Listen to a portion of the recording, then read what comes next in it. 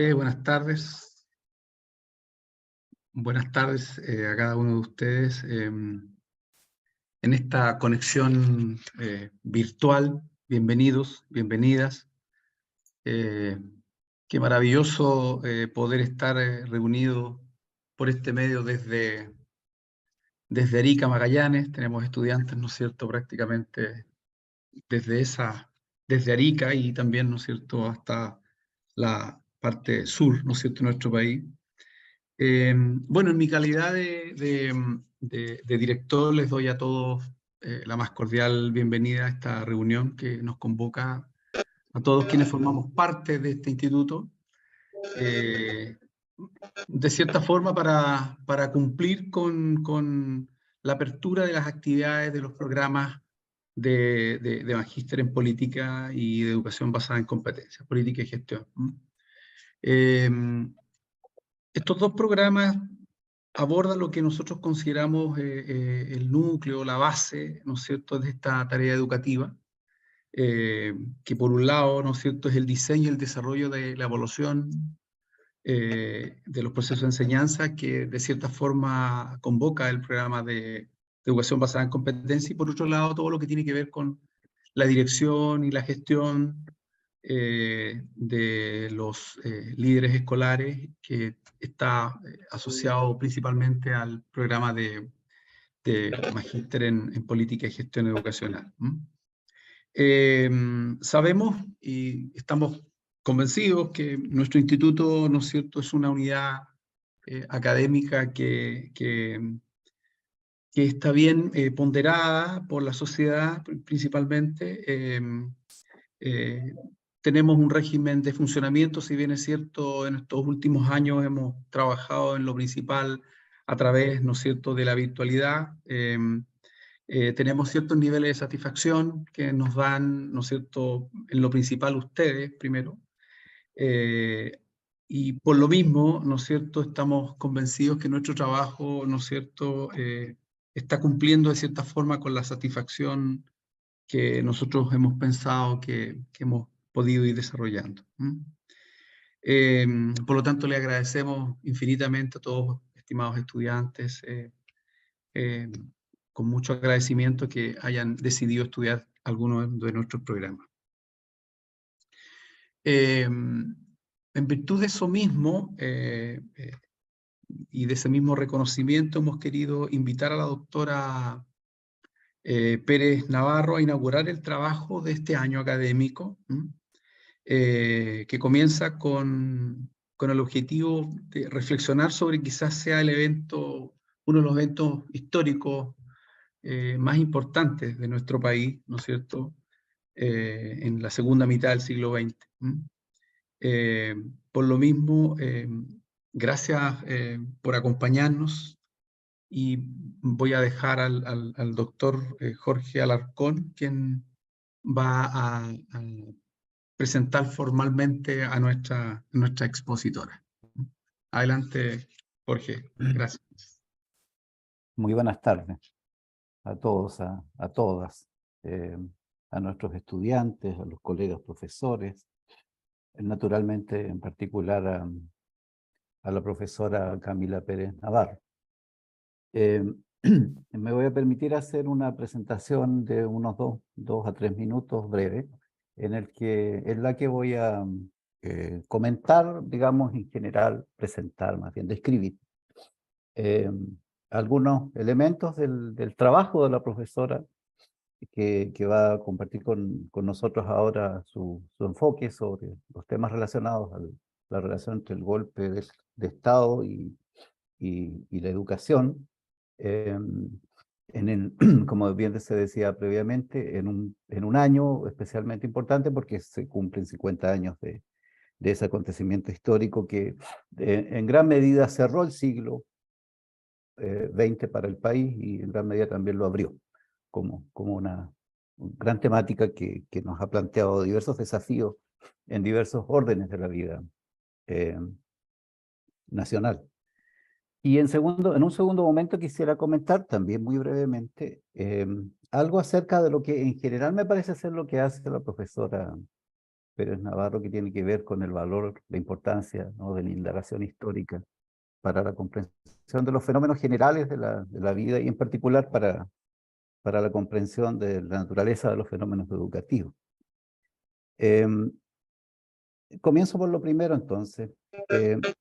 Como una historiadora que lo es de formación, la profesora Pérez Navarro tiene un minucioso currículo en el que registra también minuciosamente muchas de sus actividades y tareas académicas, que son muchas y muy diversas. Voy a comentar algunas de ellas. Camila la profesora Pérez Navarro hasta donde entendí, Camila chilena, ¿sí? Es profesora académica del Instituto de Ciencias de la Educación de la Universidad O'Higgins, en Rancagua.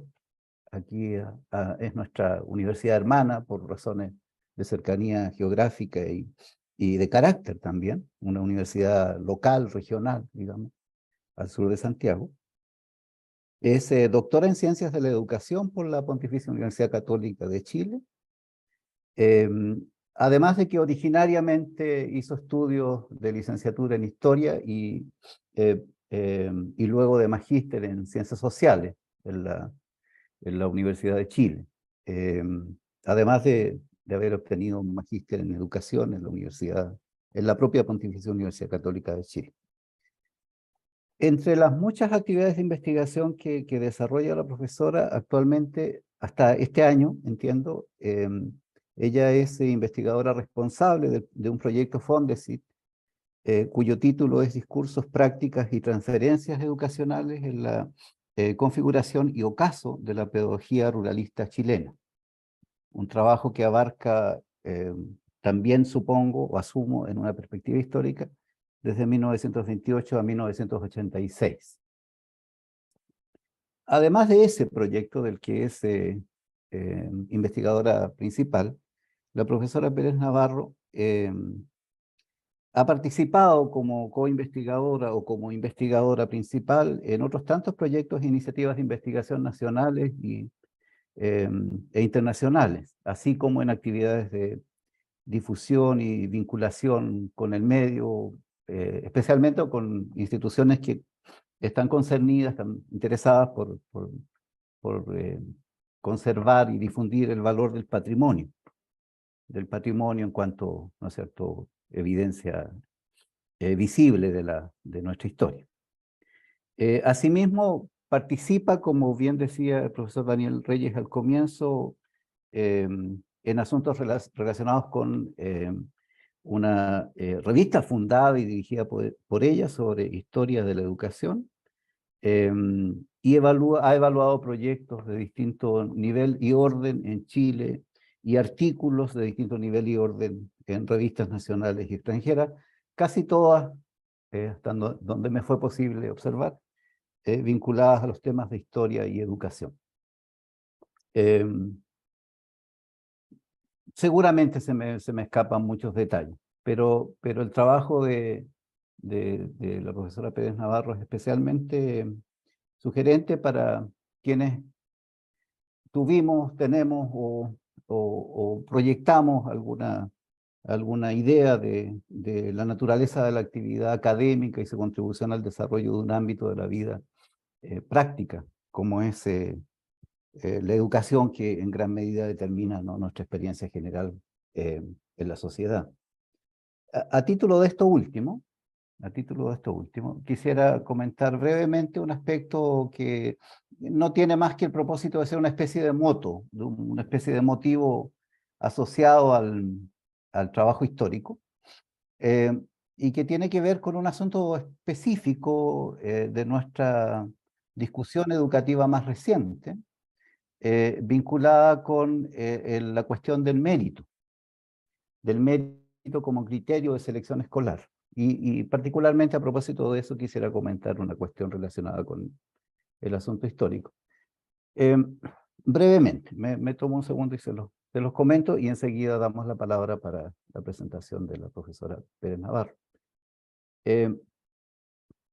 Habrán visto que el año 2020, o 2021, si no me equivoco, en un libro de relativamente amplia difusión en Chile, el filósofo americano Michael Sandel desarrolla un argumento respecto de las limitaciones del mérito como base para la organización de las sociedades. En La tiranía del mérito, que así se llama, se ha traducido el título del texto de Sandel, Sandel subraya que el mérito genera diversas anomalías sociales, asociadas a conflictos y tensiones entre los individuos que menoscaban la importancia de la cooperación social y favorecen, por contraste, la competencia. Para construir su razonamiento, Sandel acude a evidencias históricas de la tradición anglosajona que le permiten, entre otras posibilidades, vincular la exigencia del mérito a la tradición individualista de la religión protestante en su versión calvinista, cultivada tanto en Inglaterra como en su joven colonia, Estados Unidos, país de procedencia de Sandel. En suma, y esto es lo que realmente importa, aquí sobre el asunto de Sandel, él trata de demostrar que desde un punto de vista histórico, gran parte de lo que ocurre en el presente es el resultado, es el complejo resultado de lo acontecido en el pasado. Esta forma de argumentación, que apela al trasfondo histórico para comprender el presente, revive una venerable forma de razonamiento, una venerable y académica, digamos, forma de razonamiento. Dicha forma es una variante del precepto que enseña que la historia es magistra vitae y procede, como sugiere el epígrafe aquel de Cicerón, que dice, pero la historia es el testigo de los tiempos, dice Cicerón en De Oratore.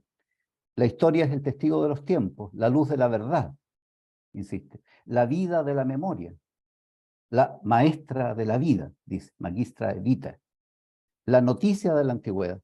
¿Con qué otra voz, se pregunta Cicerón, se elogia la inmortalidad del hablante?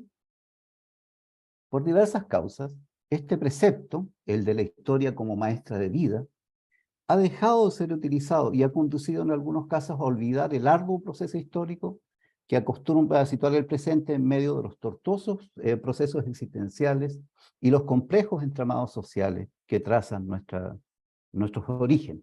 En gran medida, su olvido ha contribuido a suponer que el presente no tiene causa y que nuestra situación mundana es, en los sentidos relevantes, siempre nueva, peligrosamente nueva. Todo hay que decirlo, no obstante, la obra de Sandel resulta interesante por más de una razón para la realidad chilena. La primera tal vez concierne a la importancia que la cuestión del mérito tiene para el debate relativo a la educación, en cuanto cuestiona el valor de la competencia para fomentar el progreso social, en la medida en que el mérito no carece de historia, es decir, no es una mera diferencia natural, y que depende más bien de la acumulación que resulta de la desigual herencia de que somos tributarios. Esta es, en segundo lugar, la razón de que la cuestión del mérito haya sido oída con especial atención en Chile, puesto que se relaciona con la conformación social de la élite. En tercer lugar, por lo que ya decimos, porque actualiza el precepto del valor histórico para explicar el presente y confiere fuerza nueva a nuestra propia intención de llevar a cabo ahora algo relativamente semejante. Que la historia sea maestra de vida en momentos en que se pretende enterrar el pasado político de la sociedad chilena para mirar hacia el futuro, revela muy palmariamente la necesidad que tenemos de apelar al pasado. No tanto como para reducir el presente y anular sus posibilidades futuras, sino que sobre todo para comprenderlo. Como en su momento enseñara la gran tradición historiográfica sobre el origen propio del romanticismo y la hermenéutica alemana del Verstehen de fines del siglo XIX y comienzos del siglo XX en la obra de Dilthey y Gadamer. Apelar al pasado, termino ahora, para comprender el presente es un principio que está entre las principales razones por las que el trabajo de Camila Pérez Navarro nos permite entender, o nos va a permitir entender en la medida en que la oigamos con atención, gran parte de lo que está ocurriendo en el presente. Por lo tanto, probablemente habrá que leer esa lección histórica como una lección que es más que acerca del pasado, acerca de nuestro propio presente. Con eso quiero motivar un cierto punto de vista respecto de lo que probablemente sea el tópico central del trabajo de la profesora Pérez Navarro, a quien entonces le doy la palabra, quien nos va a presentar su conferencia magistral, Vivir el golpe de Estado en las escuelas chilenas, memorias, experiencias y secuelas. Por favor, Camila, adelante. Hola, muy buenas noches a todas, a todos. Voy a comenzar a proyectar la presentación.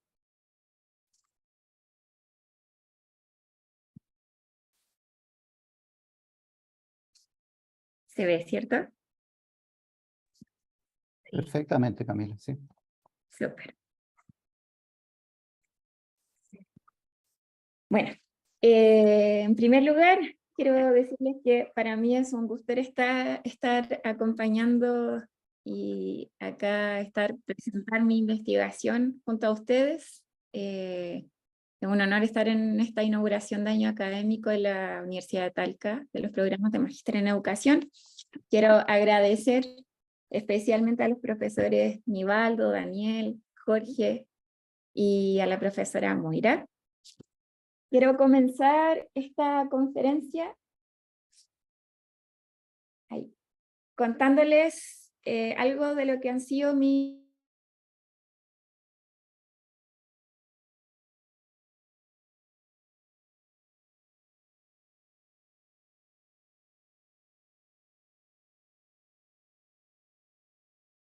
Argentina cumplirá 40 años de democracia ininterrumpida. En 2025, la sociedad uruguaya también conmemorará 4 décadas desde la recuperación democrática. Mientras nuestros vecinos trabajan para celebrar estos hitos, en Chile nos preparamos para conmemorar 50 años desde el golpe de Estado. En un contexto en donde los discursos que relativizan las violaciones a los derechos humanos son cada vez más frecuentes y en donde las demandas para decretar estado de excepción, como ocurrió la semana pasada, están a la orden del día. A pesar del tiempo que ha transcurrido, las dictaduras civiles militares que asolaron a los países sudamericanos entre 1970 y 1990 poseen gran proyección sobre el presente. Si pensamos en el sistema escolar, muchas de las madres, de los padres, las abuelas, los abuelos y apoderados del actual estudiantado de educación básica y media vivieron el peso de las dictaduras, dejándoles marcas identitarias. En algunas personas, las dictaduras dejaron marcas profundas. En otras, las dictaduras se incorporó en sus prácticas casi inconscientemente.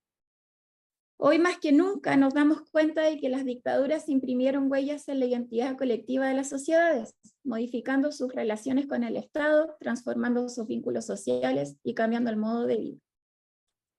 La cercanía temporal del presente con las dictaduras civiles militares define la corriente historiográfica de la historia del tiempo presente en el Cono Sur. Esta emerge en un contexto de transición democrática, en un contexto donde los gobiernos institucionalizaron prácticas de memorias a fin de promover la reconciliación. La principal característica de este enfoque es la necesidad de historizar la memoria, como plantea Elizabeth Yelin. En términos metodológicos, la historización de la memoria implica la tarea de objetivar los relatos de las y los sujetos, transformándolos en hechos históricos. Este ejercicio historiográfico sugiere someter la memoria, como dice Peter Wynne, a un análisis histórico crítico y hasta deconstruirla, evitando comprender el periodo represivo como un hecho aislado, sino exigiendo analizar estos hechos desde el presente. La historia del tiempo presente, como sostiene de Amesola, es la historia que duele, la historia que aún está presente entre nosotras y nosotros.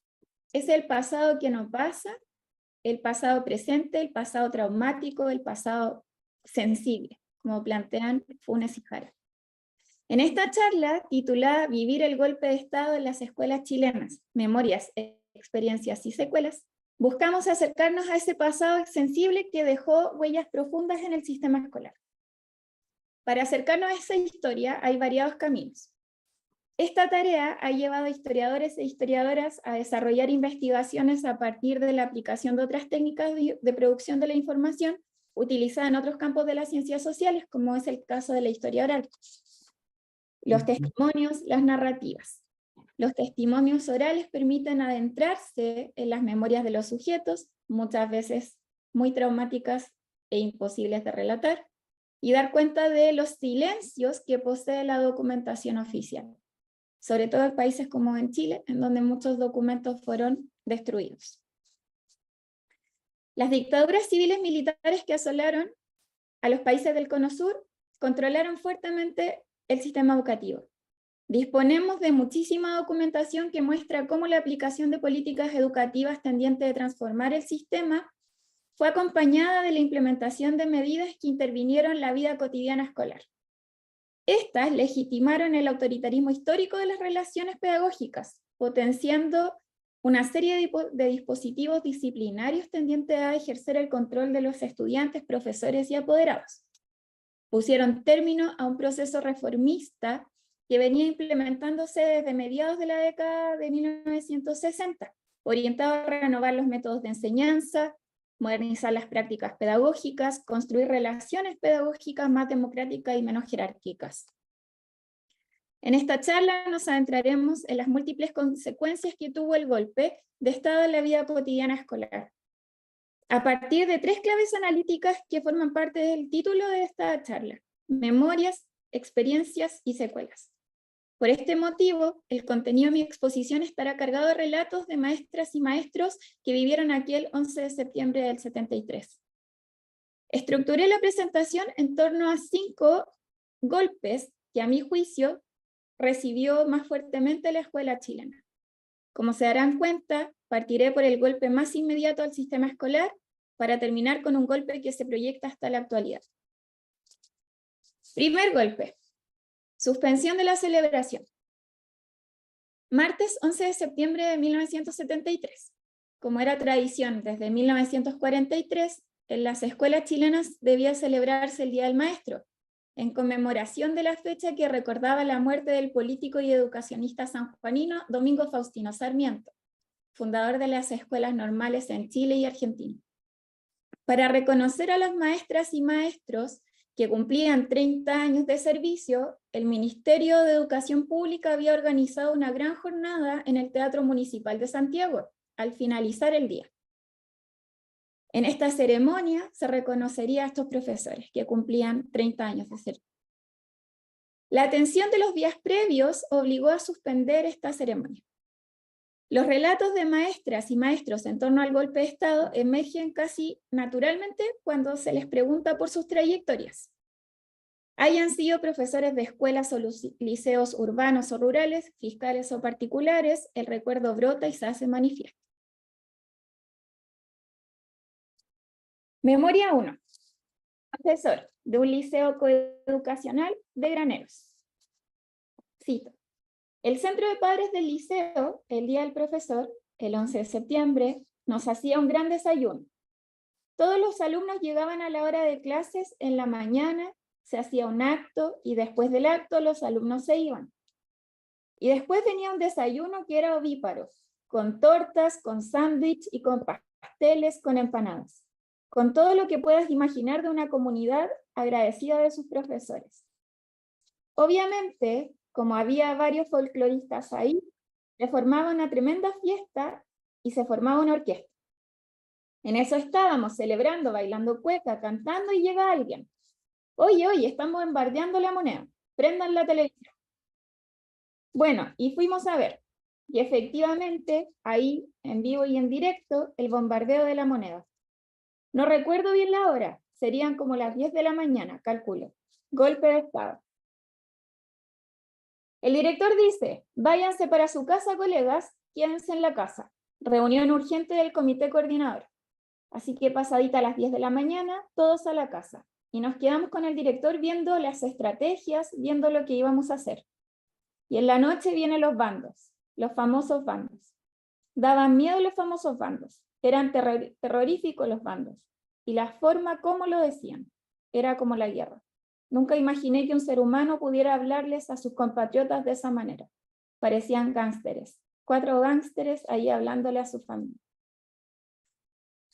Cierre de cita. Debido a la distancia geográfica con Santiago, en las escuelas rurales y los liceos de provincia sí estaban celebrando el Día del Maestro. El bombardeo de La Moneda golpeó el ánimo festivo del profesorado, suspendiéndose todo acto de reconocimiento. En escuelas urbanas y liceos, donde se sentía más fuertemente la tensión de aquel momento, las celebraciones habían sido suspendidas tiempo antes o pospuestas para más adelante. A media mañana, los establecimientos educativos iban vaciándose rápidamente, a medida que el bombardeo dejaba de ser una amenaza y se convertía en realidad. Memoria 2. Profesora de Educación Básica, Escuela Experimental, Santiago Centro. Las clases se iniciaron a las 8 de la mañana como de costumbre. Algunas no teníamos conocimiento y nos negábamos a creer los rumores de que podían derrocar al presidente Salvador Allende. Terminaron las clases del primer bloque y los padres llegaban a retirar a sus hijas. Pero seguimos en clases. Sentimos los aviones, nos convencimos que era un día extremo. La directora llamó al conductor que trasladaba a las niñas del sector Alameda, una micro antigua que ya no estaba en recorrido, esperó a todas las alumnas y se la llevó hasta sus domicilios. Cerramos la escuela y, muy triste por la muerte de nuestro presidente, nos fuimos a nuestros hogares, pues el toque de queda era a las 15 horas. Segundo golpe, intervención del espacio escolar. Jueves 13 de septiembre de 1973, 9:55 de la mañana. La Junta Militar de Gobierno se reunió en sesión secreta para tomar medidas que permitieran la normalización del país, cito, la que debía llevarse a cabo paulatinamente, pues existe el peligro de los extremistas que continúan actuando como francotiradores y grupos rebeldes armados, que deben ser eliminados. Cierre de cita. Junto con declarar fuera de ley a los partidos marxistas, declarar la jornada laboral de 44 horas, que se extendía hasta los sábados a las 12 del día, entre otras medidas, la Junta estableció que, cito, los estudiantes deberán dedicarse a sus estudios, eliminándose cualquier tipo de asociaciones o federaciones. No se aceptarán huelgas o paros y aquellos que sean detenidos por aquellas circunstancias serán destinados a cuarteles de las Fuerzas Armadas o Carabineros a efectuar un periodo de instrucción militar. La cita fue tomada en la sesión secreta número 1 de la Junta. Según la Junta, el sistema educativo era un espacio que urgía limpiar y someter, dada la evidente orientación marxista de la enseñanza. Las clases en escuelas, liceos y universidades estuvieron suspendidas durante semanas. Paulatinamente fueron retomando la normalidad. Primero, los establecimientos educativos que, desde la perspectiva de las autoridades de facto, estaban menos politizados, escuelas rurales, liceos de provincias. Luego retomaron liceos de ciudades y escuelas. Luego las universidades. Las escuelas normales nunca volvieron a funcionar. El espacio escolar y universitario fue intervenido rápidamente. Con el pasar de los meses, un conjunto de circulares ministeriales comunicaban las prohibiciones y sanciones a las que serían sometidas las personas que no cumplieran con lo establecido. Madres, padres, apoderados debían, cito, no debían intervenir en materias de orden político y religioso, ni aquellas que se relacionan con la organización técnica, las prácticas pedagógicas y el régimen administrativo y disciplinario de los establecimientos, ni adoptar decisiones que en cualquier forma desvirtúen el cumplimiento de sus finalidades. Cierre de cita. En las escuelas y liceos tampoco se debía realizar comentarios de política contingente, propagación de rumores malintencionados sobre actividades de gobierno o grupos extremistas, distorsión de los valores patrios, distorsión de las ideas contenidas en los textos de estudio, alterar el orden normal o el desarrollo de las actividades educativas de los alumnos. Cierre de cita. Las Fuerzas Armadas irrumpieron en el espacio escolar. En las escuelas y liceos urbanos, la presencia de militares o carabineros era más frecuente. En escuelas rurales, la intervención era menos fuerte que en las ciudades. No había que confiarse, porque había sapos, como eran llamados en la época, en todas partes. Por lo general, entre las autoridades corrían las listas negras. Conocemos varios casos de maestras y maestros a quienes no se les renovó contrato al finalizar el año escolar y no pudieron ejercer más su profesión porque nadie les daba la oportunidad. Asimismo, hay quienes fueron trasladados a escuelas rurales ubicadas en los campos profundos, para que no pudieran comunicarse con sus compañeros o compañeras de militancia. Así quedaban relegados en medio de los cerros. Memoria 3. Profesor de un liceo coeducacional de Graneros. El presidente del centro de alumnos era socialista. Entonces yo reuní urgente a los presidentes de curso. Hablé con él y con los chiquillos que eran políticos del centro de alumnos, que pertenecían a partidos políticos. Chiquillos, les dijo, renuncien y escóndanse. Ustedes nunca han existido, nada aquí. Yo los defiendo aquí. Entonces elegimos rápidamente, entre gallos y medianoche, un centro de alumnos apolítico, donde ningún chiquillo perteneciera a un partido político. Entonces nos piden la lista de los dirigentes desde la intendencia, dirigentes de los profesores, dirigentes de los alumnos, dirigentes de los padres. Y te cuento, el presidente del centro de padres era comunista, un ex dirigente comunista conocido en Graneros, y el vicepresidente del centro de padres era el mayor de Carabineros. ¿Quién asume la jefatura provincial de Carabineros? El vicepresidente del centro de padres. Él conocía al presidente del centro de alumnos, obviamente. Si teníamos reuniones en conjunto. Él fue un hombre muy criterioso. Aquí en Graneros no se tomó preso a nadie. Mis estudiantes siguieron en el liceo. Yo mutis. De uno ni me acuerdo cómo se llamaba, ni quiero acordarme. Ningún alumno fue detenido. Memoria 4. Estudiante, Escuela Experimental de Santiago Centro. En todos los actos escolares había carabineros y militares. De hecho, la directora de la escuela era esposa de un militar que poseía alto grado, el que era invitado a cada celebración o acto que se realizaba. A veces daba miedo, porque las personas adultas, y nosotras, las niñas también, ya comenzábamos a comentar qué había pasado con los opositores al régimen. Tercer golpe, clausura de las escuelas normales. Uno de los golpes más sentidos por el profesorado fue la clausura de las escuelas normales. Tras 131 años de historia, las escuelas normales no volvieron a funcionar.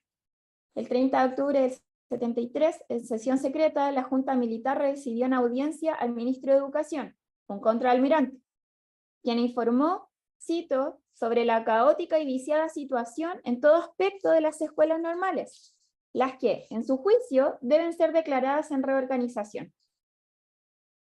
Los primeros meses de intervención de las escuelas normales por parte de las Fuerzas Armadas dejaron como saldo muchos profesores, y aquí cito un ex estudiante de la escuela normal, dejaron como saldo muchos estudiantes y profesores detenidos, muertos, desaparecidos. Los edificios fueron totalmente desmantelados.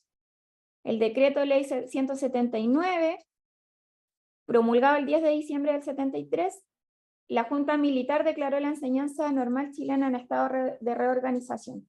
Las universidades estatales o privadas reconocidas por el Estado debían absorber a los alumnos que cumplieran con una serie de requisitos. El personal de las escuelas normales, previa evaluación de sus antecedentes, podía ser contratado por las universidades. Una comisión nombrada por la Junta estudiaría la creación de un nuevo sistema de formación de profesores. Memoria 5. Profesor normalista en formación, de Curicó. Ni siquiera nos entregaron el título. Tuvimos que ir a buscarlo nosotros a Santiago porque nunca tuvimos una graduación ni nada de eso. Fue justo para el tiempo del golpe de Estado, en el 73. Hubo gente, incluso compañeros de nosotros, que los acusaron que eran de izquierda, siendo que eran gente que hablaban. Pero nunca fue una cosa tan fuerte que yo hubiera notado que realmente eran metidos en algo más. Después, conversando con compañeros, con el tiempo, hemos sabido de cosas de compañeros que no los dejaron trabajar, que los echaron de ser profes. Fue una injusticia. Memoria 6, de una profesora normalista en formación en Curicó. En la escuela normal hubo un grupo de profesores que, digamos, no eran del gobierno, no eran de la Unidad Popular, y ellos hicieron una lista de estudiantes que era una UP, y colocaron a compañeros que, bueno, a lo mejor tenían sus ideas, pero tampoco es que fueran. Algunos ni siquiera tenían militancia, tenían su opinión, pero sin fanatismo, y los echaron. Tenían un año de trabajo, a fin de año, el 73, y los echaron. Pero muchos de ellos apelaron y les fue bien, pero a algunos les fue mal. Había una compañera de Chimbarongo, me acuerdo, que le decían comunista, pero ella no tenía. ¿Por qué le pusieron comunista? Porque era muy calladita. Era como lo contrario, y estaba en la lista. Cuarto golpe, ritualización de las prácticas. La ritualización de las prácticas educativas fue el cuarto golpe a la escuela chilena. Si bien la ritualización cívica y religiosa de la experiencia escolar tiene raíces tan profundas como el mismo sistema, en la dictadura los rituales escolares se intensificaron considerablemente, marcando y estructurando los tiempos de la escuela. Pocos días después del golpe, la Orden Ministerial Permanente número 1 estableció que todos los establecimientos públicos y particulares debían iniciar cada semana lectiva con un acto cívico de homenaje a la bandera. Cito, la que se izará en un sitio de honor, destacando algún nombre, hecho o circunstancia que enaltezca el sentimiento de patria y desarrolle en los alumnos el orgullo de la chilenidad. Asimismo, se determinaba que en cada finalización del periodo escolar se debía realizar actos solemnes, en donde se destacaran los valores patrios. Complementaria esta orden, y mediante la circular número 5, el Ministerio reiteraba el inicio del año lectivo el estricto cumplimiento de normas tendientes, cito, a estimular el sentimiento patrio en los alumnos de enseñanza fiscal y particular. Cito, al iniciarse la semana de labores se realizará un acto cívico con participación de la totalidad de profesores y alumnos, donde se rinda un homenaje a la bandera entonando el himno patrio, el que debe incluir las 2 estrofas que siguen al coro, la estrofa 5 y la estrofa 3. Cierre de cita. La dictadura utilizó una serie de dispositivos para controlar la vida cotidiana escolar. Uno de ellos fueron las brigadas escolares. Creadas en 1958, las brigadas formaban parte de los rituales escolares más populares que se llevaban a cabo durante las décadas de 1960 y 70. La dictadura promovió fuertemente este tipo de rituales. Por ejemplo, mediante el Día del Patrullero Escolar.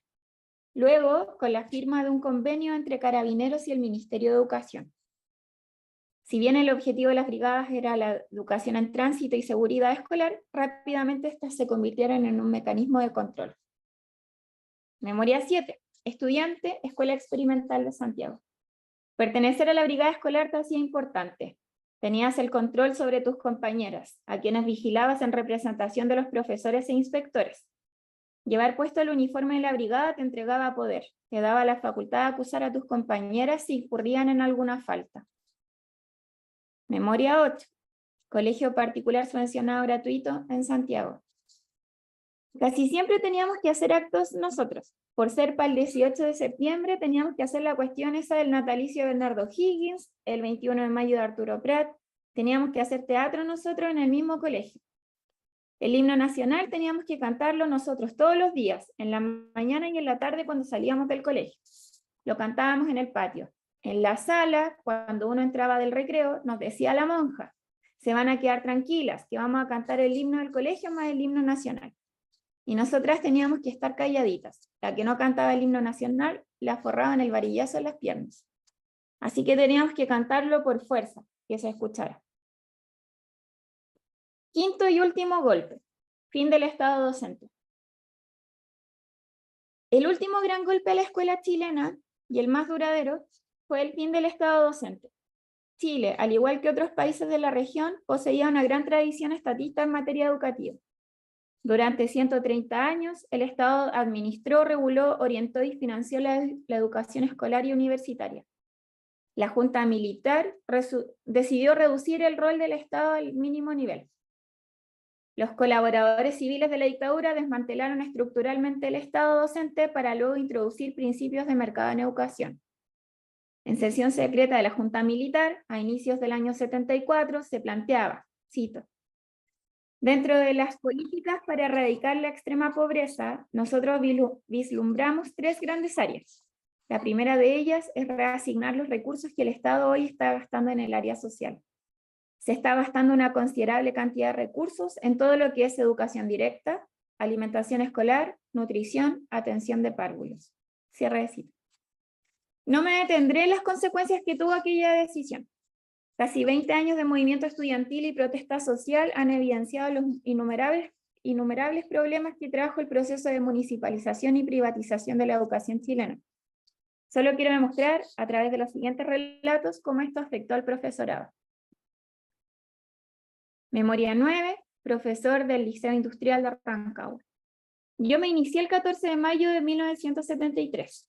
Ese es mi primer trabajo en el Ministerio de Educación. En ese tiempo los colegios pertenecían al Ministerio de Educación y nosotros pertenecíamos a la dotación del Ministerio como empleados públicos. Teníamos carrera profesional y nos guiábamos por el estatuto administrativo, y es el mismo que rige hoy día para todos los empleados públicos del país. Después del golpe militar, a los profesores se nos sacó del estatuto administrativo y se nos dejó en la misma condición que cualquier otro trabajador.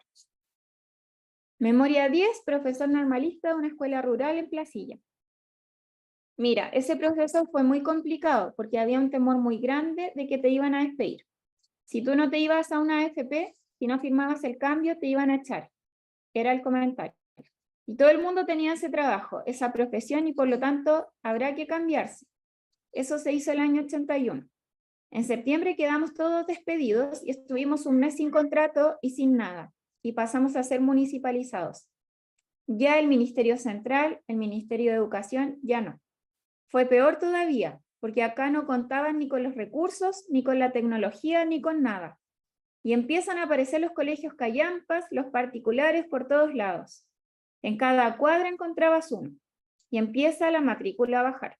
La municipalización no fue buena, porque fue impuesta por decreto. Cierre. 5 golpes, 10 memorias. Los 10 relatos presentados en esta charla muestran los 5 grandes golpes que, a mi juicio, recibió la escuela chilena luego de aquel 11 de septiembre de 1973. Las memorias en torno a la suspensión de las celebraciones del Día del Maestro, la intervención de las escuelas, la clausura de las escuelas normales, la ritualización del espacio escolar y el fin del Estado docente, evidencian parte de los múltiples impactos que recibió el sistema educativo luego que la Junta Militar tomara el poder por la fuerza. Esas memorias son extractos de historias de vida de aproximadamente 50 profesoras, profesores y estudiantes, las cuales han sido recuperadas en los 13 años que llevo investigando la historia reciente de la educación chilena. Estos relatos no pretenden ser generalizables ni demostrar representatividad de lo ocurrido. La realidad fue distinta para las personas que vivían en urbes como Santiago, en pueblos como Placilla o en el campo profundo. De ahí la necesidad de matizar y evidenciar que el golpe, así como los terremotos, tuvo distintas intensidades. Estos testimonios complementan lo que dicen las fuentes documentales. Para cerrar, quiero terminar presentándoles esta obra del artista chileno Alfredo Yar. Como decía al inicio de esta presentación, el pasado se sigue proyectando con fuerza en el presente. Lo vemos en lo que está pasando en estos días, en las prácticas autoritarias que aún se mantienen vigentes, en el sistema escolar, en las violencias que tienen lugar en las escuelas. A pesar de que han transcurrido 50 años desde el golpe de Estado, como bien se ve en la imagen, hoy más que nunca pareciera que todos los días son 11 de septiembre. Muchas gracias.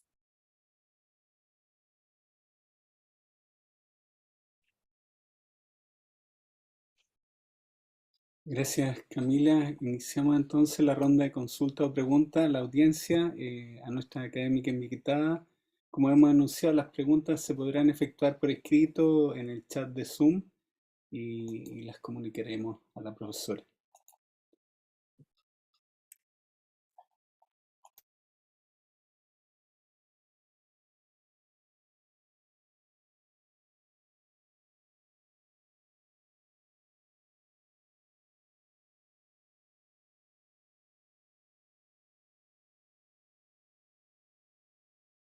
Voy a leer una pregunta que nos ha llegado.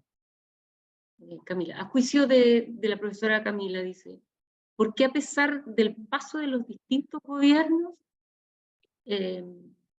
no se ha restituido el rol de los docentes como funcionarios públicos? Uy, es una tremenda pregunta. Creo Sí. que hay varios factores. Me parece que uno de ellos es precisamente el desmantelamiento del Estado docente y el concepto que se tiene respecto a lo público en educación. O sea, antiguamente los maestros, sobre todo quienes se formaban en las escuelas normales, tenían una identidad funcionaria súper fuerte, que precisamente quedaba arraigada en esos 9, 12 años que pasaban en las escuelas normales. Y en ese sentido, yo creo que está ese factor, esta centralidad del Estado en tanto organizador, regulador, formador de profesores y profesoras. Hay un segundo factor que yo creo que es de tipo económico, que es carísimo restituir la calidad de funcionario público a la dotación de docentes que actualmente existe en el país. Bueno, yo creo que hay también un tercer factor que está relacionado con lo que significa esto como en términos más simbólicos, ¿no? Este cambio, yo creo que lo que ocurrió el año pasado con el plebiscito, de cierta manera representa esto, ¿no? Este cambio, o sea, este miedo que se tiene a este fantasma, que yo creo que un poco lo que también ha investigado aquí mi colega que está presente, Pablo Toro, como este fantasma de la ENU, este fantasma de la unidad popular, este miedo que se tiene un poco y que se proyecta hacia esta idea de volver a este Estado fuerte, ¿no? Yo creo que ahí el neoliberalismo, de cierta manera, tuvo un rol súper importante en la creación de esa duda que persiste hasta el día de hoy respecto a la necesidad no sé, pues de tener educación pública fuerte, salud pública fuerte, y creo que va por ahí. Esos tres, no sé si se me escapa algún otro factor. Gracias, Camila. Mira, ¿existe alguna evidencia de secuestro por parte de los militares de hijos de partidarios comunistas desde la sala de clases? Sí, hay un libro. ¿Qué edad tenían los estudiantes? Sí, hay un libro de Pamela Sánchez, que ella lo que hace es recuperar la historia de, me parece que son 64 profesores y profesoras que son detenidos desaparecidos del régimen. Bueno, y también me ha tocado conocer testimonios. Hay un liceo acá en Santiago que fue fuertemente intervenido, que fue el Liceo de Experimentación Gabriela Mistral. Y ahí había un sapo famosísimo, el Fanta, que intervino, o sea, que se metió al liceo y acusaba a compañeros. De hecho,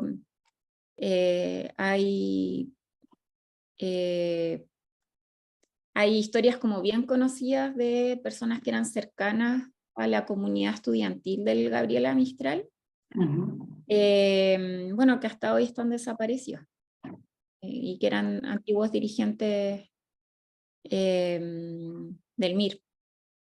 Así, creo que el caso Camila, más... Camila, solo como por el Museo de la Memoria aparecen Sí.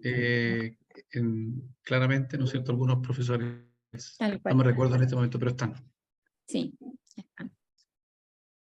Otra pregunta, ¿cuál sería la relevancia de la transmisión de la memoria sobre el golpe de Estado en la educación de las nuevas generaciones? Uy, ese yo creo que es un tema que da para una conversa más larga. ¿Ya? Yo acá lo voy a poner como ejemplo. En la Universidad O'Higgins, que es una región que es súper conservadora, cuando llegan nuestros estudiantes a este curso de Historia de la Educación, que es el que yo imparto y que es transversal a todas las carreras de pedagogía, nosotros hacemos una ruta por la memoria del magisterio en Rancagua. Y llevamos al AILO estudiantes a ciertos hitos, sitios de memoria, para contarles lo que fue el impacto de la dictadura en el profesorado. Y nos ha pasado varias veces en que nos han criticado por decir que estamos adoctrinando, ¿ya? Y ese no es el propósito es que esto se conozca, y acá vinculo a lo que decía Jorge al inicio, ¿no? Como si uno tiene esa memoria presente, si está fresca esa memoria de un aula, por ejemplo, fuertemente autoritaria, intervenida, controlada, uno espera que eso no ocurra cada vez menos, ¿no? En ese sentido, la transmisión de la memoria está vinculada estrechamente a la formación de la ciudadanía en las escuelas. Y a partir de ahí, la necesidad también de que se conozca qué ocurrió en el sistema escolar, porque me pasa con los estudiantes de la Universidad O'Higgins, con no todos, no todas, sino que son casos particulares que de repente levantan estas voces. En que, claro, se cuestiona, por ejemplo, el ejercicio de la democracia. Nosotros tenemos un proyecto educativo súper democrático. Y hay muchísimo desinterés, hay escasa participación, y también está esta idea de que para qué vamos a participar si al final no sirve de nada, y un poco ahí se evidencia esta falta de conciencia histórica. Producto, yo creo, de cambio importante en el currículum escolar en torno a la formación ciudadana. Camila, ¿cuál de este ciclo de golpes cree usted que ha dejado una huella más profunda en el sistema educacional? Yo creo que el último, por eso lo puse como en esta gradiente, el último precisamente porque es el que hasta hoy está súper presente, ¿no? No sé, por ejemplo, los sistemas de subvenciones. Yo creo que ahí ustedes conocen infinitamente más de lo que yo conozco, porque trabajan esos temas en el instituto, y han evidenciado los impactos y las consecuencias que esto ha tenido en la justicia educativa, por ejemplo. Y en ese sentido, me parece que el que más perdura es ese golpe. Por ejemplo, en el proceso de creación de los servicios locales de educación pública, todavía está esta mentalidad súper incorporada de trabajar, esto en función de lo que de algunas investigaciones que han reportado, por ejemplo, cómo cambia el concepto de calidad en educación en esta reforma. Está súper incorporado esto de cumplir con los estándares, de cumplir con las evaluaciones estandarizadas, y de cierta manera eso es producto de un cambio de mentalidad que está arraigado en el cambio estructural del sistema escolar. Entonces yo creo que ese es como el golpe más patente, y que podemos de cierta manera pesquisarlo en la mayoría de las personas que han pasado por el sistema escolar. Por ejemplo, el primer golpe, que es la suspensión de la celebración, uno tiene que ir buscando mucho más con lupa aquellas personas que estuvieron presentes, por ejemplo, en ese periodo. O sea, yo creo que en términos de gradiente vendría siendo el golpe, el fin del Estado docente, y el cambio de mentalidad que eso conlleva. Yeah. Nos preguntan hoy el rol actual del docente al abordar nuestra historia reciente, dicen, y aportar en fortalecer la memoria y el valor de los derechos humanos. ¿Cuál es su visión al respecto? Uy, yo creo que es trascendental, pero ahí creo que es necesario realizar un cambio también en torno a que no o sea, históricamente se ha visto que que la enseñanza de la transmisión, por ejemplo, de la formación ciudadana, la educación cívica, era rol del profesor de historia, por ejemplo. En este enfoque maximalista de la formación ciudadana, las y los profesores de todas las áreas, y acá yo creo que tiene como este sustrato un poco de la pedagogía de Freire, de que todos y todas los profesores son transformadores de esa realidad, ¿no? Entonces, en ese sentido, vendría siendo esta idea de que las y los profesores, cualquiera sea la disciplina que enseñen, debiesen también formar a las y los estudiantes en la conciencia, que no es solo una conciencia histórica respecto a qué ocurrió en dictadura o qué ocurrió con el profesorado, sino que también esta conciencia más relacionada con la formación ciudadana. Nosotros hemos tenido durante 20 y tantos años, 25, 26 años, un currículum escolar, por lo menos mi generación, crecimos con ese currículum escolar que estaban transversalizada la formación ciudadana. Lo que conlleva un tremendo peligro, que es la invisibilización de esa transversalidad, ¿cierto? Sin embargo, con los últimos cambios que se han hecho, las últimas reformas que se han hecho en aquel campo,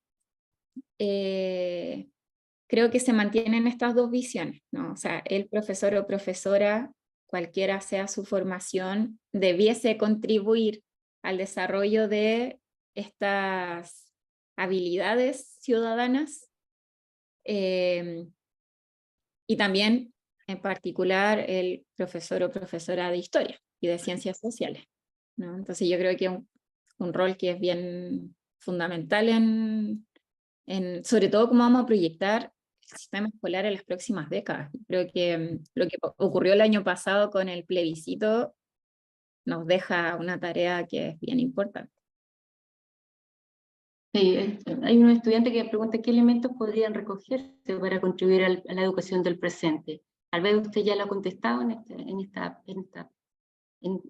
la... Sí, yo creo creo que es por ahí. Sí. Sí, ya. ¿Considera usted que los intereses gubernamentales asociados a ideologías de mercado es lo que impide el avance del sistema educativo, y por ende la formación del capital humano competente?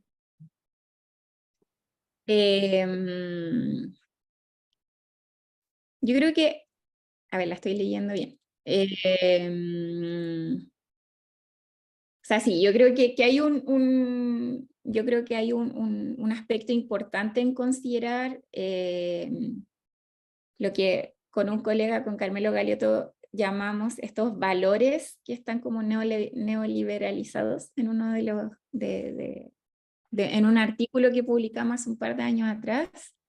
Está esta idea de valores morales que se incorporan en los sujetos y que yo creo que efectivamente impide el avance del sistema escolar en la medida que, como bien decía Jorge al inicio, está vinculado fuertemente con la visión meritocrática del sistema escolar.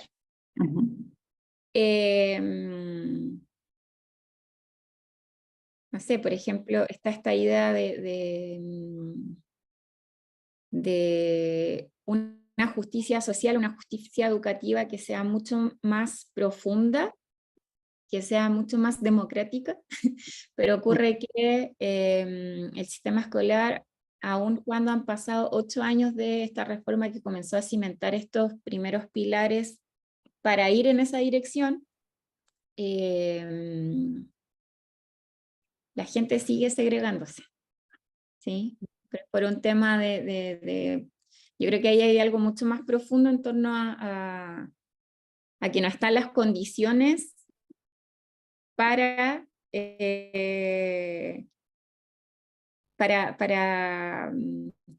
no sé cómo decirlo, pero como para crear ese punto de encuentro sin que haya como intereses tanto en conflicto, ¿no? O sea, yo creo que ahí el tema no sé, por ejemplo, lo que ocurre con los sostenedores de colegios particulares subvencionados. O sea, hay una tremenda discusión que fue lo que vi en mi tesis doctoral, por ejemplo. Ahí seguí a través de historias de vida de profesores que son sostenedores de escuelas.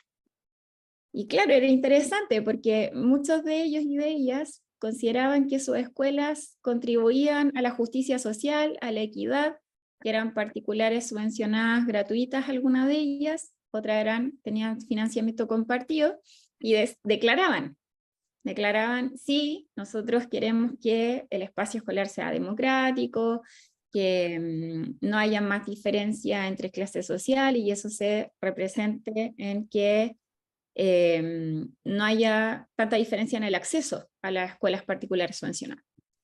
Algo que se trató de resolver con la ley de inclusión. Sin embargo, cuando yo les preguntaba ya en la tercera o cuarta entrevista cómo trabajaban para llegar a ese propósito, me describían prácticas que iban en otra dirección totalmente distinta.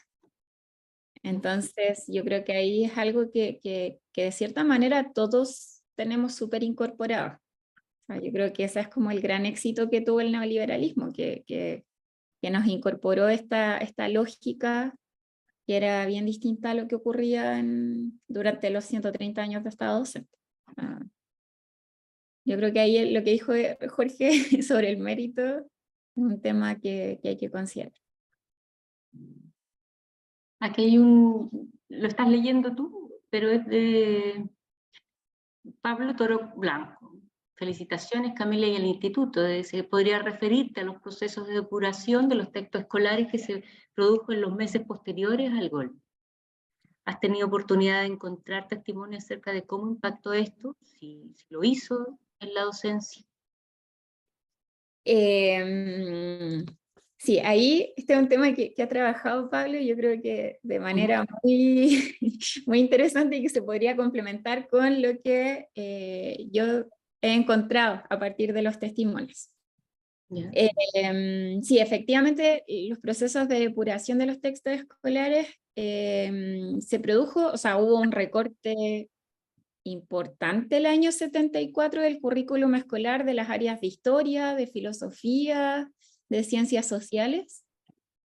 De hecho, hace muchos años encontré la documentación en el Archivo Nacional de la Administración donde se prohibía la circulación de ciertos textos escolares de esas áreas.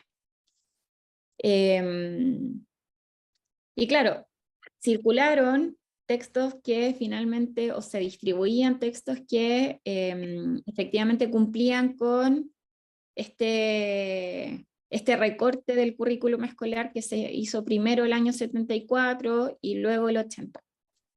Y entre medio creo que hubo otro también. Pero ¿qué pasa con estos testimonios? Es que los testimonios que me hablan de que me han evidenciado el trabajo de este recorte son súper radicales. Es como, sí, antiguamente pasábamos, no sé, la historia latinoamericana, luego no se pudo pasar, no pudimos enseñar. Pero yo he esperado y he intencionado de cierta manera que las y los profesores que estaban en ejercicio en ese tiempo profundicen un poco más, cuenten más sobre estos, quizás, no sé, cómo lo enseñaban, pero cuesta mucho porque ellos lo que dicen finalmente es como que se silencian contenido. Y ese silenciamiento de contenido, ese recorte fue súper notorio. Por lo tanto, no tuvieron la posibilidad, por ejemplo, de decidir cómo enseñar tal proceso, sino que más bien no se enseñaba. Entonces yo creo que ahí quizás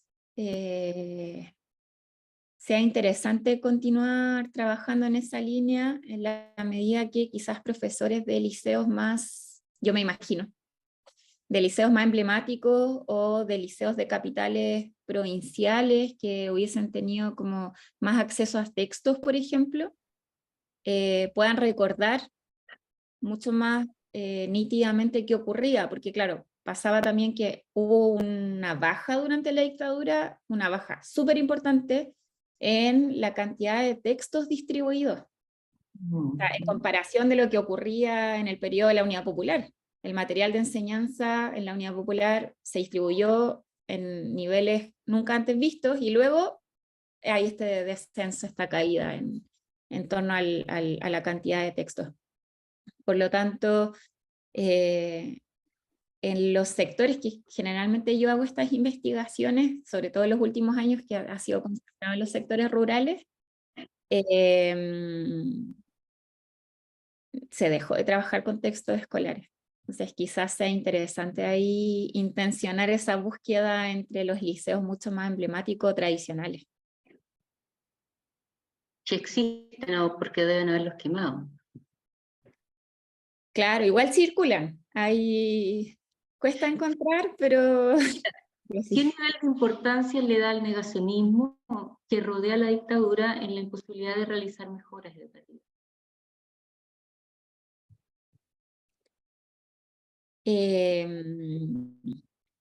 O sea, yo creo que lo que decía hace un rato atrás, ¿no?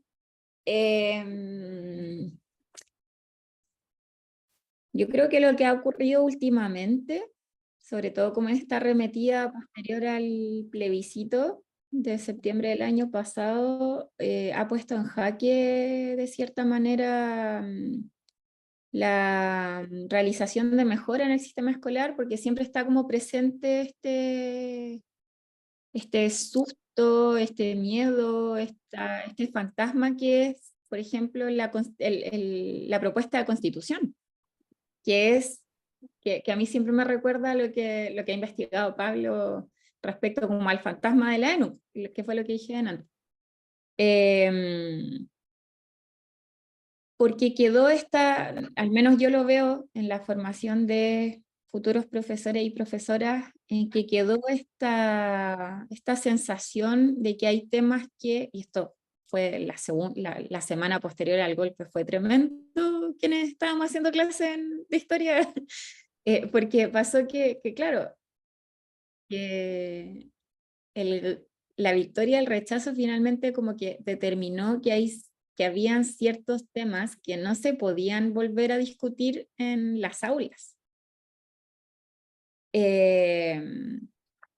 Dejó ahí como este malestar o esta incomodidad respecto a que finalmente había ganado esa alternativa, esa opción, que de cierta manera también negaba un poco lo que el apruebo defendía en torno a este modelo distinto, a este modelo que de cierta manera recordaba a un Estado con un rol mucho más fuerte. Entonces, en esa línea yo creo que sí, o sea, el negacionismo tiene un rol importante en este camino a realizar mejoras. Ahí está la discusión en torno a qué son las mejoras también. O sea, porque hay gente y hay muchas personas que consideran que las mejoras van por otro camino que no necesariamente están relacionadas con un ministerio o un Estado con una presencia más fuerte, por ejemplo. Así que ahí, sí, mejoras relacionadas con esa visión de Estado fuerte, puede que sí. Tengo un comentario, profesor Donoso, la palabra. Adelante, profesor. Gracias, buenas tardes y disculpen que abuse de mi condición de profesor para opinar, pero soy muy lento para escribir. Camila, lo mío es como varias cosas juntas, pero una es que ya era grandecito para el golpe, entonces también creo que hay una visión muy idealizada del sistema educativo chileno pre-golpe. Y yo creo que siendo bueno y interesante el sistema educativo chileno también tenía bastantes fallas. Entre otros problemas severos de cobertura, problemas severos de calidad, un centralismo asfixiante y una serie de cosas que eran muy distintos a quienes vivíamos en ese tiempo en la capital del país respecto del resto del país. Una desigualdad social aceptada.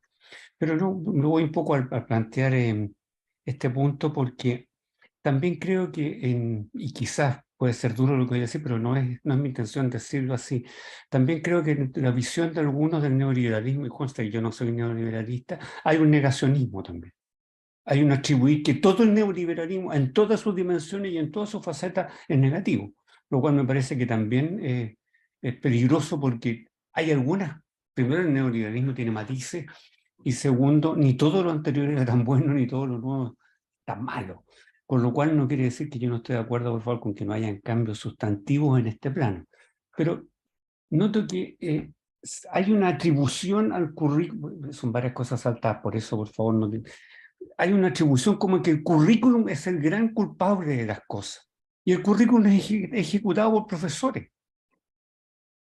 El currículum no se ejecuta solo.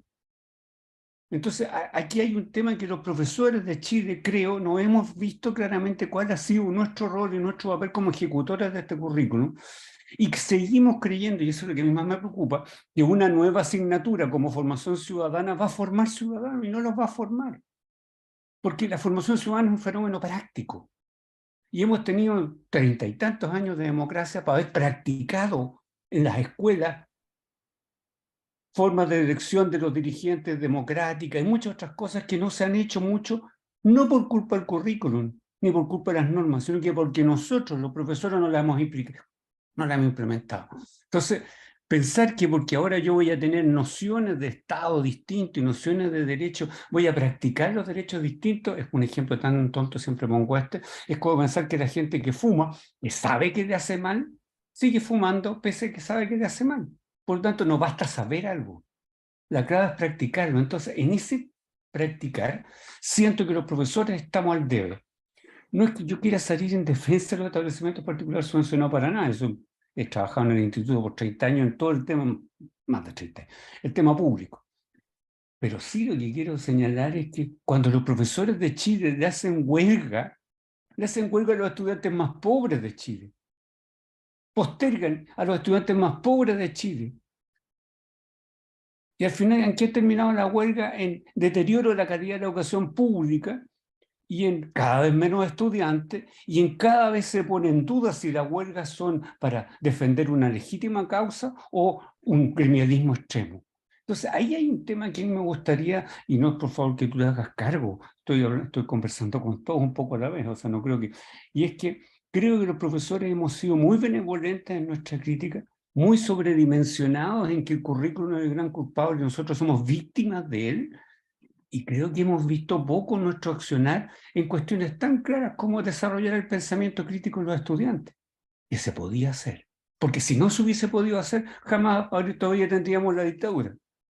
O sea, hubo espacio, hubo nicho, hubo elementos que permitieron hacer cosas. Eso, como un comentario, perdona lo disperso de todo, pero eran varias cosas a la vez. Ya, Camila. Sí, muchas gracias. Muchas gracias, Sebastián. Yo, Este es el punto. Este es el punto.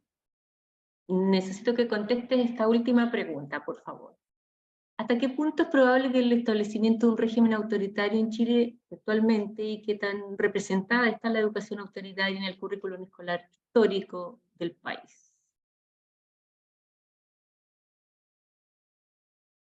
Está leyendo mejor que yo. sí. Sí, lo que pasa es que quería decir que yo estoy muy de acuerdo con Sebastián. Creo que he dicho varias veces en la presentación que creo que es necesario matizar ciertas cosas. O sea, todas las preguntas que me han hecho de cierta manera son como un mundo en sí mismo. Yo creo que se es bastante de la conversación. Cuando les planteaba esto, por ejemplo, de esta tensión que existe entre una visión mucho más maximalista de la formación ciudadana y la reforma que se está haciendo, o sea, que lleva un tiempo de los planes de formación ciudadana, eso ya da para proyectos de investigación gigantes porque de cierta manera, o sea, y que escapan a esta presentación, ¿sí? Pero sí, yo estoy de acuerdo. O sea, el plan de formación ciudadana está demostradísimo que no está cambiando mucho cómo se ejerce la ciudadanía y cómo se enseña la ciudadanía en la escuela. Entonces yo creo que es un tema que es necesario seguir investigando. Estoy de acuerdo también con lo del centralismo asfixiante. O sea, siempre me acuerdo de un profe que me dijo que trabajaba en una escuela en Punta Arenas, y esto me lo contaba cómo había sido su experiencia antes de llegar al Maule, precisamente, después del golpe. Y en la escuela de Punta Arenas los niños jugando rompieron vidrios, y para cambiar un vidrio de una escuela con el estado docente había que solicitar el cambio del vidrio hasta el Ministerio de Educación en la Alameda. Entonces, claro, desde la Alameda aprobaban la solicitud y eso se podía demorar un montón de meses, semanas, y ahí quedaba la escuela con las ventanas rotas, abiertas durante mucho tiempo. Pero bueno, respecto a la pregunta, hoy qué difícil, no sé, responder porque un poco dar a pensar posibles escenarios. ¿Hasta qué punto es probable el establecimiento de un régimen autoritario en Chile actualmente? ¿Y qué tan representada está la educación autoritaria en el currículum escolar? Ya, son dos preguntas que yo creo que hay que separar. Yo creo que la amenaza a un régimen autoritario está presente siempre. No somos la democracia más fuerte. Hemos tenido la oportunidad, pero lamentablemente no. Aquí un poco lo que decía Sebastián recién. Hemos tenido 30 años como para poder poner en práctica este proceso de fortalecimiento de la democracia, y yo creo que todavía sigue estando súper debilitada en ciertos puntos. Pero claro, ahí habría que de cierta manera entrar a pensar de una manera mucho más específica los puntos de amenaza de establecimiento de un régimen autoritario. Yo quiero creer que está difícil, pero a veces lo que ocurrió la semana pasada y lo que está ocurriendo en la actualidad igual de repente da un poco de susto, ¿no? Y sobre qué tan representada está la educación autoritaria en el currículo histórico del país, yo creo que ahí es un tema más que de currículo, es un tema de prácticas. O sea, las escuelas chilenas históricamente han sido fuertemente autoritarias. Durante el siglo XX han habido reformas que han intentado cambiar eso, en la década del 20, luego en la década del 60 más fuertemente. Sin embargo, estamos en una sociedad que es muy autoritaria. Y esto yo creo que más que en el currículum son las prácticas. O sea, ya van 4 años en que comenzamos un proyecto y que finalizó, un proyecto de investigación en liceos públicos de la región de O'Higgins, para ver precisamente qué tan democráticos eran los liceos, o qué tan autoritarios. Y nos dimos cuenta que, claro, o sea, los profesores y profesoras podían enseñar, por ejemplo, el valor de la democracia en las asignaturas, podían trabajarlo con sus estudiantes. Sin embargo, nos aparecían casos, experiencias de relaciones fuertemente autoritarias hasta la actualidad. Por ejemplo, estábamos haciéndole una historia de vida a una educadora de la provincia de Colchagua, y nosotros le preguntamos por qué había llegado a trabajar a una escuela que estaba muy alejada, hacia la cordillera. Y ella explicó que había sido un castigo que había recibido de parte de la Dirección de Educación Municipal, porque no había querido colaborar en un programa y que finalmente la habían trasladado como a la última escuela del municipio. Entonces, y así hay otros casos, o sea, no sé, por ejemplo, lo que ocurre, todavía sigue ocurriendo, sobre todo en la región de O'Higgins, quizá en el Maule también, con respecto a, no sé, por ejemplo, el uso del uniforme escolar. Hay liceos en la región donde trabajo, en donde los estudiantes nos han contado, así como ya, pero ¿qué sentido tiene utilizar un uniforme escolar? Y se lo comentan a los equipos directivos. Los equipos directivos, la respuesta es no, porque tienen que seguir usándolos. Sin embargo, hay ciertas experiencias, no sé, el otro día supe que en la Municipalidad de Rancagua habían hecho consejos en donde se habían discutido estos temas. Y efectivamente habían casos en donde habían ocurrido cambios respecto a qué tan estricto era el uso del uniforme. Entonces yo creo que sí, hay harta presencia de autoritarismo, pero yo creo que no está tanto en el currículum. De hecho, no. Yo creo que está en las prácticas, incorporado a nuestras prácticas. Yo quiero preguntar, Camila. Yo quiero preguntar porque a mí me llama la atención que no diciéndolo no es que no exista. Tal vez es lo más complejo que existe porque no lo podemos, porque es muy subjetivo, pero creo que sí lo vivimos. Yo, cuando veo las imágenes, yo me veo allí representada como estudiante y luego como profesor, pues yo estaba estudiando. Entonces, cuando nosotros hemos tenido digamos, en la comunidad educativa, hemos tenido control, hemos tenido disciplinamiento, hemos tenido hemos tenido amenaza, hemos tenido represión dentro de un contexto de aprendizaje, finalmente lo que nosotros incorporamos, en el fondo fue miedo. Hay autores que hablan de la pedagogía del miedo, instalado en los profesores, instalado en los estudiantes, instalado después en la sociedad en general. ¿Ya? Sabemos que los chicos en ese tiempo usaban el pelo largo, sabemos que inmediatamente se tuvieron que cortar el pelo, todas estas cuestiones que pueden ser muy simbólicas, pero que para, no sé, para los que nacieron en el 50, en el 60, en el 70, en el 80, o sea, lo vivieron, y de paso cuando llegaron sus hijos, además lo transmitieron, ¿ya?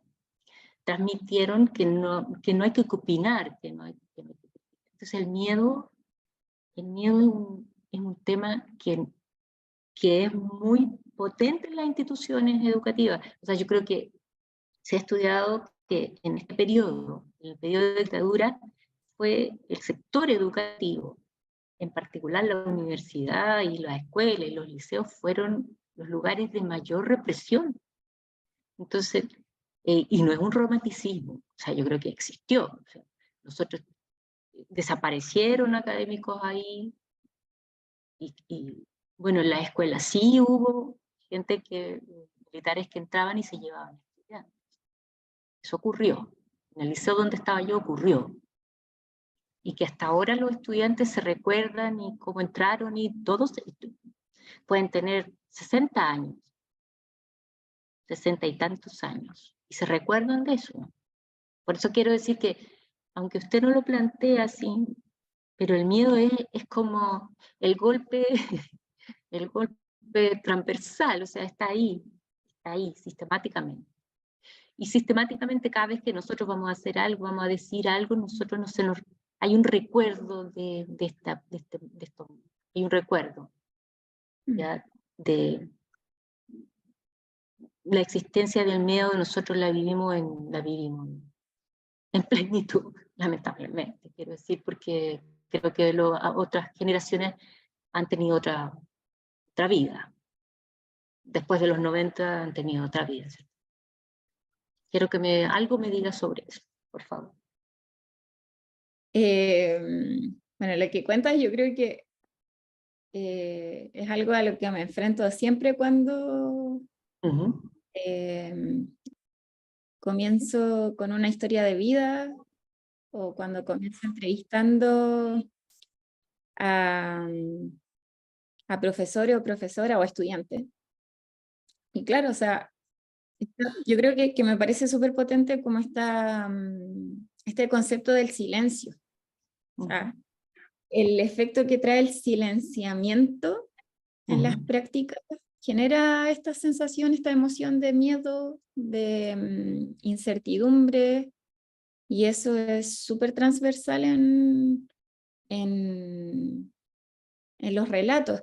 Incluso es un poco lo que decía, yo creo que al inicio de la presentación. O sea, esta idea de que esto fue como un terremoto que tiene distintas intensidades, que tiene matices, que no se vive igual en todas partes. Lo veo, por ejemplo, no sé, la intensidad de este silenciamiento es súper distinta a la maestra de escuela rural, a la profe de escuela rural que está en una escuela perdida en los cerros, en donde el impacto que tiene el golpe de Estado es silenciarla. O sea, no le interviene en la escuela, no llega a los militares a buscar estudiantes, sin embargo, ella no puede hablar. No puede comunicarse con los dirigentes vecinales, algo que era súper importante en las escuelas rurales, esta visión comunitaria de la escuela. Así es. Por lo tanto, ¿cómo impacta, cómo llega la escala de este terremoto? Es silenciándola. Que no es el mismo silencio, no es la misma intensidad del silencio que tienen que acatar, por ejemplo, los profesores o profesoras del Liceo Gabriela Mistral cuando se llevan a estudiantes. ¿Sí? Entonces yo creo que ese es como yo creo que esa es como la clave. O sea, en los relatos, yo hasta el momento no me he encontrado con personas que me digan, no, como que mi vida no cambió después de esto. Todos cambió. Lo que pasa es que la intensidad del cambio es distinta. En diciembre fui a recorrer escuelas rurales en el Valle del Elqui. Y subí a una escuela de una localidad que queda súper alejada. Y yo jamás pensé que, no se me ocurrió preguntarle a la directora de la escuela por el impacto de la dictadura, porque yo andaba buscando otro. Mi foco de investigación de ese momento era la construcción de escuelas rurales en la década del 50, 60. Pero esta profesora me dice, la directora, porque era una escuela rural multigrado. La directora me dice, sí, esta escuela fue fuertemente afectada por el golpe, por la dictadura. Y yo le digo, ¿pero cómo? ¿Por qué? Y ahí me empieza a contar que la escuela había sido refundada en la década del 60 por una cooperativa de agricultores que había sido beneficiaria de la reforma agraria y que la relación entre la cooperativa y la escuela era súper estrecha. Entonces en el momento en que llega la dictadura hay un desmembramiento de esa comunidad, ¿sí? Y pasa que finalmente la escuela termina, a pesar de ser una escuela que atendía a 10 niños, 10 niñas, con esas 10 familias alrededor, la escuela igual se ve impactada. ¿Por qué? Porque se llevan a los dirigentes de la cooperativa agrícola. Y yo eso nunca me esperé. Yo pensaba que en esta escuela rural nunca me iba a encontrar con un testimonio así, y ocurre que finalmente esto emerge. O sea, si uno le pregunta a una persona de 60 años, aunque tengan recuerdos siendo niños, siendo niñas, igual aparece. Lo distinto es la intensidad de este golpe. Bien. Gracias, Camila. Gracias, Bueno, Fede. la conmemoración de los 50 años del golpe de Estado, ¿ya?, es con toda seguridad un ejercicio colectivo para encontrarnos, ¿ya? A propósito de la imagen que hemos puesto para la invitación de este acto académico, que se trataba de una escultura que está aquí en el campus Talca, denominada el cubo del encuentro, ¿ya? Lo pensamos, digamos, lo pensamos intencionadamente. Y en particular para recordar las experiencias de comunidades educativas en Chile durante el periodo dictatorial. Vivir el golpe de Estado en las escuelas chilenas, memoria, experiencias y secuelas, nos presenta una mirada retrospectiva de los acontecimientos tras el golpe de Estado. Es evocación y es recuento de un cambio radical, tal vez de un quiebre radical, debería ser la palabra, de la rutina de los establecimientos educacionales fiscales y particulares de la época, y ciertamente fue la concatenación de una manifiesta desinstitucionalización del sistema educativo en todos sus niveles y modalidades de enseñanza. El recuerdo colectivo de las y los docentes que iniciaban su carrera profesional y aquellos que estaban en ejercicio, de los funcionarios de las escuelas y liceos, del propio Ministerio de Educación Pública, de los estudiantes que estaban en educación básica, en educación media, en educación superior en ese momento. Ciudadanos que habían nacido en la década del 50, del 60, del 70, del 80 del siglo pasado. Han evitado, no sin dificultad, que la amnesia no se imponga y que nos cierre la posibilidad de encuentro, ¿ya? Eso creemos nosotros.